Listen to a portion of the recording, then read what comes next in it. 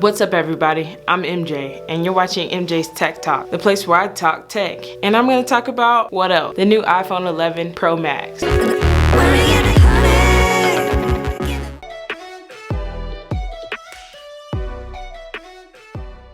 It's September. If you guys are like me and you checked out the new iPhone event, you know that the iPhone 11 Pro Max is coming at you. So in this video, I'm gonna go over the 11 things you need to know before you upgrade. First things first, I'm gonna talk about the first 3 topics. Those are gonna be the cameras. 3 12 megapixel cameras, an ultra wide, a wide, and a telephoto. They're pretty pro. The ultra wide is an f2.4 aperture, the wide is an f1.8 aperture, and the telephoto is an f2.0.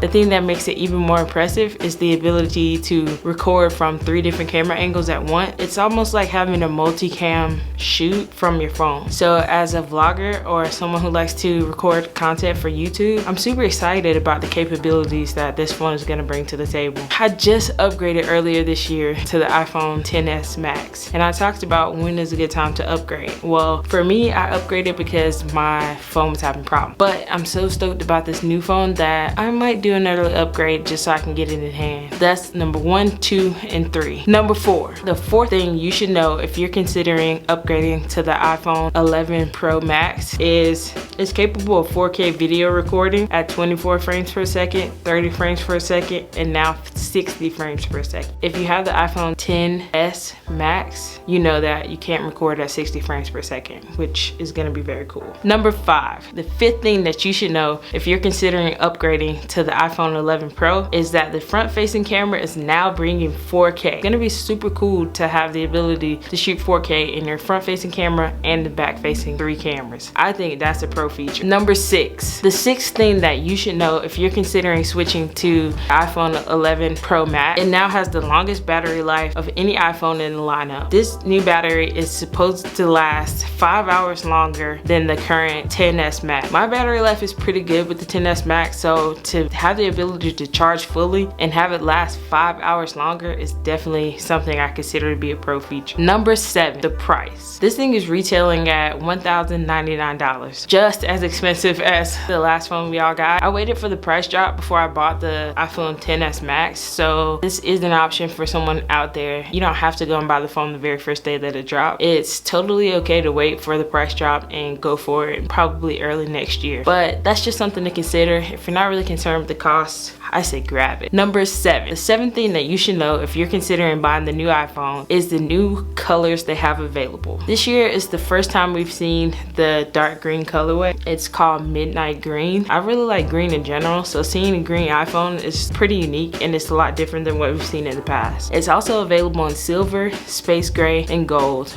All the colors that we're pretty familiar with at this point. Number 8, the 8th thing that you should know if you're considering buying the new iPhone is that it comes with the A13 chip. This Bionic chip is so much more efficient than the chips that we've seen in the past, so much so that it's one of the main reasons that this phone is capable of having a 5-hour longer battery life than what we've seen in the past. It brings a new wave of efficiency to the device and it's pretty exciting to see what it's gonna offer. Number 9, the 9th thing that you should know if you're considering buying the iPhone 11 Pro Max is water resistance. This device is said to be capable of water resistance to a depth of 4 meters for up to 30 minutes. So that opens a whole world of possibilities. Number 10, the 10th thing that you should know if you're thinking of switching to the new Apple device is about the display. It's a Super Retina XDR display. It's 6.5 inches and it has a 2,000,000:1 contrast ratio. And they've brought something new to the table called Haptic Touch. And number 11, design. Design, I mentioned the new colorways that are available in one of the earlier categories, but the design overall has changed a little bit. It's now covered with a matte glass blacking. The Apple logo is a lot lower than it was in the past. So this phone is just incredibly good looking.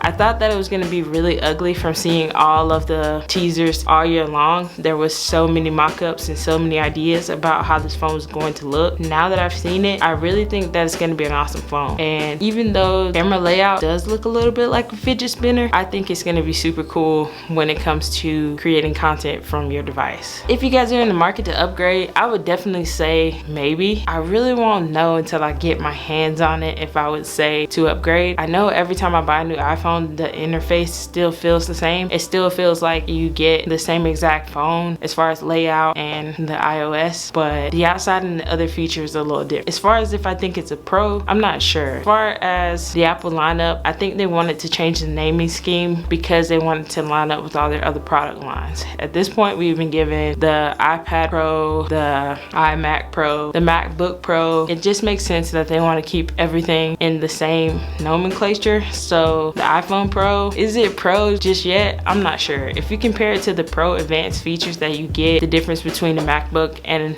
a MacBook Pro, these are distinct differences. So the difference between the iPhone 11 and the iPhone 11 Pro, there are distinct differences. You get an entirely additional camera, there is a different battery life, and a different screen. As far as comparing it from the iPhone 11 to the iPhone 11 Pro, that makes sense. But as far as saying, does it have all these Pro features, it all depends on what you want and what you use your phone for. A lot of smartphones can be argued to be Pro just from the fact that they do more than just, you know, answer calls and send text messages. I think we're taking a step in the right direction as far as technology goes. So I'm not mad at the new naming structure. If they want to call it Pro, call it Pro. I mean, the price is definitely Pro. For $1,000, I would consider this phone to be extremely high-end. Being pretty firmly rooted in the Apple ecosystem myself, probably the next device I'm going to get. That's it, guys. That's been the top 11 things you need to know before you upgrade to the iPhone 11 Pro Max. If you enjoy my content, make sure you hit subscribe. And while you're there, make sure you click the bell. That way you'll be notified every time I post new content. And if you guys are going to purchase the iPhone 11 Pro Max or any of the new 11 lineup, comment down below what you like about it and what's your favorite new feature. Thanks so much. Peace.